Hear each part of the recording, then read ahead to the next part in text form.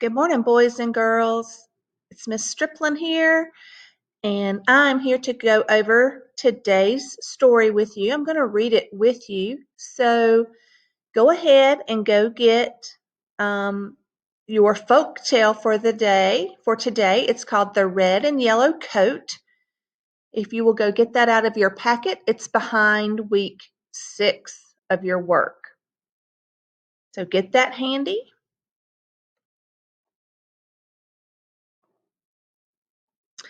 Okay, boys and girls, as I said, today you're reading a folk tale, and it's from Africa. So that is why you see all these African folk tales in the background here.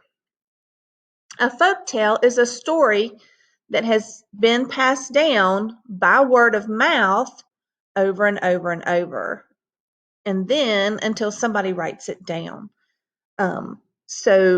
And again, this one is from Africa.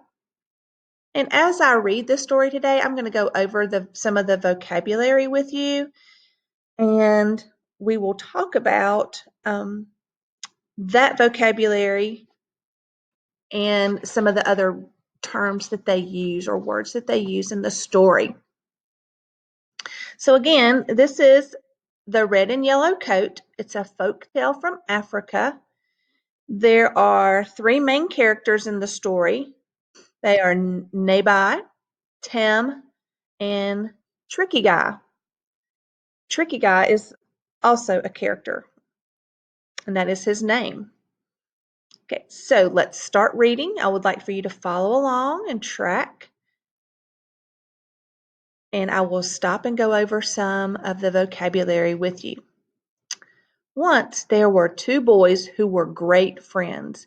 Nabai and Tim lived right across the road from each other, kind of like in your neighborhood. You may have a house that's right across the street from you, okay, or right beside of you. So anyway, but they lived right across the road from each other. One day, Tricky Guy decided to play a trick on them. He put on a coat that was divided down the middle. One side of the coat was red and the other side was yellow. So paragraph 2, boys and girls, what I just read is illustrated in the picture there. They're showing you Tricky Guy and what his coat looks like divided down the middle. And as you can see, one of them could see one side of the coat and one of them could see the other side of the coat. So one of them could only see one color and the other one could see just the other color. So let's keep going. Tricky Guy wore this coat and walked down the road between the houses of the 2 friends. He made lots of noise so that each of them looked up to see him. That evening, Nabai said to Tim, "Wasn't that a beautiful red coat that man was wearing today?" "No," Tim replied, "it was a yellow coat." "I saw the man clearly," said Nabai. "His coat was red." "You are wrong," said Tim. "It was yellow."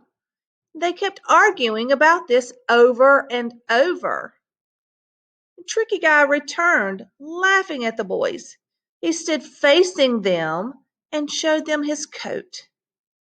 They saw that his coat was red on one side and yellow on the other. Now the 2 friends shouted at Tricky Guy, "It's all your fault that we are fighting." "Don't blame me," said Tricky Guy. "I didn't make you fight. What each one saw was true. You were fighting because you only looked at my coat from your own point of view." So in other words, what he means by that is they were only seeing it from one side, from one angle. They weren't interested or didn't understand that there was another side to the coat. It's kind of like when you're thinking about other things in life, like maybe a video game. One person may have one way or one angle of seeing it, and then another person may have a different angle or a different way of seeing it, and because they're only seeing one side of it. So that's what Tricky Guy did. He was trying to trick them, but then of course he was saying, "Well, don't blame me."